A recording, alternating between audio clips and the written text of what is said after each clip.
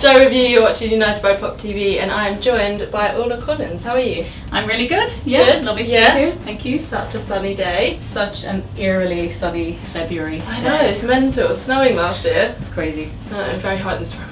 Very hot. So, for everyone who doesn't know who you are, tell us a little bit about yourself.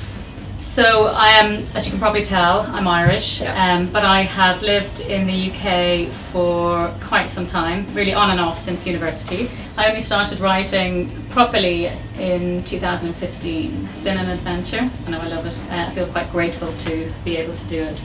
So we're here for your new book. Yes. Yes. Tell us about that.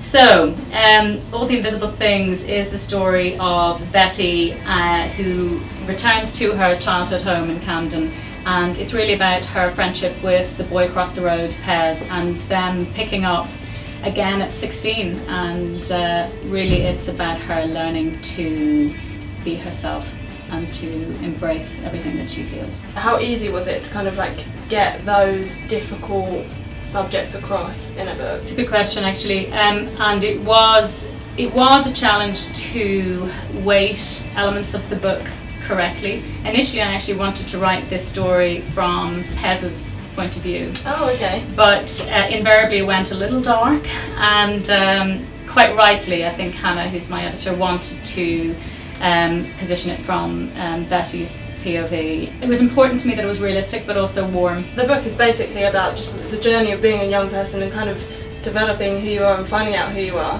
What kind of advice would you have for young people reading the book?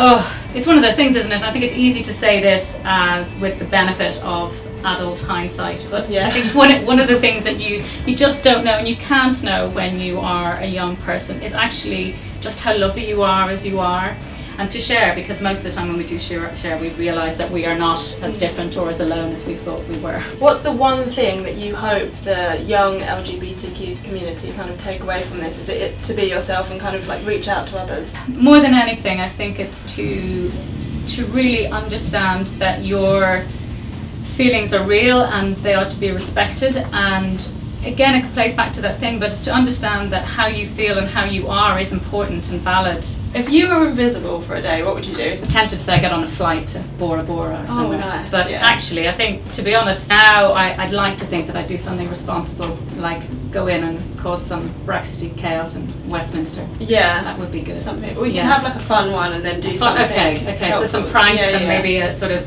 Heathrow dash. Yeah. And then I think some cabinet shake up, some sort of like political play. Someone's got to do something, haven't they? So Betty's first job was waitressing. What was your first job? In a bar, collecting glasses first, and then I graduated to the bar. What's one book that you could read over and over again? What's your favourites? There was one year when that book Wonder came out, R.G. Palacio. When that came out, I ended up reading it about 4 times in the 1 year, and each time it sort of held up. In fact, it got better. I read it myself and I thought, God, this is really wonderful, and then I read it to my kids, and then I read it with my son, and then read it to my daughter. Some of the characters are named after fonts. If you could get rid of one font, what would it be? What's that one that everyone...